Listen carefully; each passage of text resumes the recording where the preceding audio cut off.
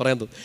പ്രാർത്ഥിച്ചിങ്ങനെ, ഈശോ എനിക്ക് photo frame ചെയ്യണം, ഈ ഫോട്ടോ ഫ്രെയിം ചെയ്ത് എനിക്കൊരു രൂപക്കൂട്ടി വെക്കണം, ആ രൂപക്കൂട് വെക്കാൻ വേണ്ടി എനിക്കൊരു വീട് വേണം. ഇത് തന്നെയാണ് അപ്പനും അമ്മയൊക്കെ ഇങ്ങനെ പ്രാർത്ഥിച്ചുകൊണ്ടിരുന്നത്. പക്ഷേ നിഷ്കളങ്കൻ്റെ പ്രാർത്ഥന മേഘങ്ങൾ തുളച്ചു കയറി. ഞാൻ പ്രാർത്ഥന പറഞ്ഞു കൊടുത്ത വൈദികരിൽ ഒരാളായ ഞാൻ തന്നെ അത്ഭുതപ്പെട്ടു പോയി. സത്യം പറഞ്ഞാൽ ഇതെങ്ങനെ ഇത്ര പെട്ടെന്ന് ഒരു വീട് എത്ര പെട്ടെന്ന് അവർക്ക് കിട്ടുന്നത്? നിഷ്കളങ്കമായ പ്രാർത്ഥന, അതിലപ്പുറത്തേക്ക് ഒരു അത്ഭുതം ഞാൻ കണ്ടില്ല. ഈ കൊച്ചിങ്ങനെ പ്രാർത്ഥിച്ചു, ഫോട്ടോ ഫ്രെയിം ചെയ്യണം, ഫ്രെയിം ചെയ്ത ഫോട്ടോ രൂപക്കുട്ടി വെക്കണം, രൂപക്കൂട് വെക്കാൻ ഒരു വീട് വേണം. സിമ്പിൾ. കർത്താവ് പെട്ടെന്ന് ആ പ്രാർത്ഥന കേട്ടു. വളരെ നിഷ്കളങ്കമായ പ്രാർത്ഥന. പറഞ്ഞേ ഹല്ലേലൂയാ. ശക്തർ പറഞ്ഞേ ഹല്ലേലൂയാ. ഇതൊരു നിഷ്കളങ്കമായ പ്രാർത്ഥന നമ്മളിപ്പോൾ പറഞ്ഞത്. സങ്കീർത്തനം 90:15. കർത്താവിനോട് ഈ പരാതി മുഴുവൻ പറയല്ല.